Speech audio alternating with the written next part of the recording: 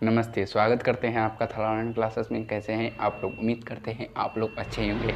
आज आप फिर जुड़ चुके हैं थला ऑनलाइन क्लासेस उभी यानी कि बायोलॉजी का बाबू। बायोलॉजी का जो है कि आप कितना जुड़ चुके हैं बाबू?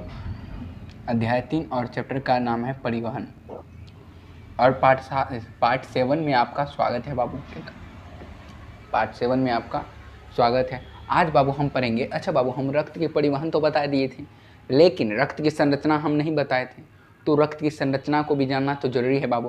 तो देखिए बाबू, हम यहाँ लिखे हैं, आज का टॉपिक है रक्त की संरचना। क्या बाबू? रक्त की संरचना। तो रक्त जो है कि प्रमुख 2 घटों से मिलकर बना है। तो रक्त कितने घटों से मिलकर बना है? प्रमुख 2 घटों से मिलकर बना है। ठीक बाबू, देखिए रक्त जो है कि मतलब रक्त दो प्रमुख है, यानी कि प्रमुख मतलब मेन चीज, यानी कि प्रमुख मतलब होता है कि जो, जैसे प्रमुख मतलब होता है प्रमुख, यानी कि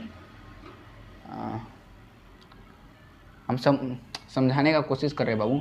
यानी कि मेन चीज, इंग्लिश समझ रहे हैं ना? मेन चीज मतलब कि इसको जो है कि प्रमुख का मतलब होता है कि ये मतलब प्रमुख 2 घटों से मिलकर बना है। कौन कौन? तरल भाग और ठोस भाग। ये इतना हम जानते हैं। प्रमुख का मतलब होता है बाबू कि ये जैसे हमारे घर में जो है कि बूढ़ों बुजुर्ग, अगर हमारे घर में मालिक कौन होता है?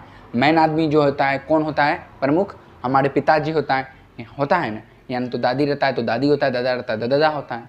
ठीक, तो उसी प्रकार से बाबू प्रमुख घटों से मिलकर बना है। कौन कौन? तरल भाग और दूसरा ठोस भाग। अब बाबू हम तरल भाग के बारे में पहले हम जानकारी जान लेते हैं कि आखिर तरल भाग है क्या बाबू। आप बोलिए, जानना चाहेंगे ना? जानना चाहेंगे तो देखिए बाबू, हम यहाँ पे हम लिखे हैं तरल भाग। क्या लिखे हैं बाबू? तरल भाग। अब तरल भाग है क्या, ये सभी भी क्वेश्चन ये भी आपको जानना चाहिए। और ये इससे भी ऑब्जेक्टिव हम जो है कि यहाँ पे 2 ऑब्जेक्टिव किए, लेकिन इससे भी आपको कुछ ऑब्जेक्टिव अगर बन रहा है तो बना के लिखेगा कि नहीं लिखेगा। तो हम तरल भाग को पहले हम पूरा क्लियर कर लेते हैं, उसके बाद ठोस भाग में जाएंगे तो ठोस भाग को बताएंगे। करें या नहीं करें? नहीं करें, हम पहले ठोस भाग बताते हैं, तरल भाग बताते हैं, सॉरी। तो तरल भाग देखिए बाबू, तरल भाग रक्त में जो भाग द्रव होता है उसे तरल भाग कहते हैं। यानी जो भाग रक्त में द्रव, यानी द्रव का मतलब होता है बाबू कि द्रव का मतलब होता है पानी हुआ ना बाबू, वो द्रव हुआ। मतलब द्रव का मतलब होता है जिसका आयतन जो है कि आयतन जो है कि बाबू, आयतन उसका जो है कि आयतन सही रहता है, बट मतलब कि उसका जो है कि पात्र के हिसाब से उसका जो है कि क्या कहते हैं जी, द्रव पात्र के हिसाब से अपना उसका आयतन से पात्र के हिसाब से वो अपना याद नहीं आ रहा है बाबू। द्रव जो है कि देखिए, तरल का मतलब हुआ द्रव, द्रव ही हो गया, समझे कि नहीं? जो रक्त में जो भाग द्रव होता है उसे ही तरल भाग कहते हैं, पात्र के हिसाब से। एक सेकंड बाबू, हम आपको समझाने की कोशिश करें। देखिए द्रव जो है ना बाबू, द्रव का मतलब होता है कि तरल। अब तरल क्या होता है? जिस तरह मान लीजिए बाबू कि आप पानी हुआ, वो भी जो है कि आप अगर लोटा में रखिएगा तो पानी को अगर लोटा में रखिएगा तो वो लोटा का साइज का हो जाएगा। हाँ, यही हम समझाने कर रहे हैं। अगर ये भी हुआ बाबू, अगर इसमें जो है कि बाबू द्रव में जो है कि तैरने की क्षमता ज़्यादा होती है, यानी कि भागने की क्षमता जो है कि बाबू बहुत होती है।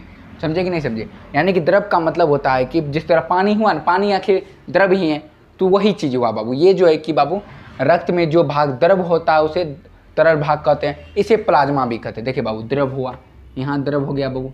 अब देखिए बाबू, यहाँ क्या है? यहाँ तरल भाग कहते हैं। अब इसे क्या कहते हैं? प्लाज्मा भी कहते हैं। क्या कहते हैं? प्लाज्मा भी कहा जाता है। अब देखिए बाबू, प्लाज्मा रक्त का सबसे बड़ा हिस्सा होता है।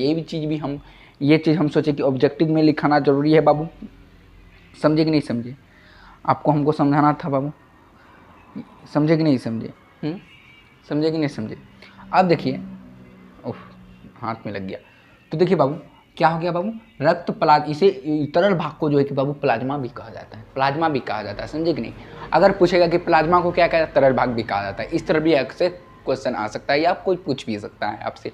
हो गया बाबू? अब देखिए बाबू, प्लाज्मा रक्त का सबसे बड़ा हिस्सा होता है। प्लाज्मा रक्त का सबसे बड़ा हिस्सा होता है, ये भी चीज़ था, इसलिए हम इसको वेरी वेरी इंपॉर्टेंट कर देते हैं। ठीक ना बाबू? ठीक, रक्त का सबसे बड़ा होता है। और मानव शरीर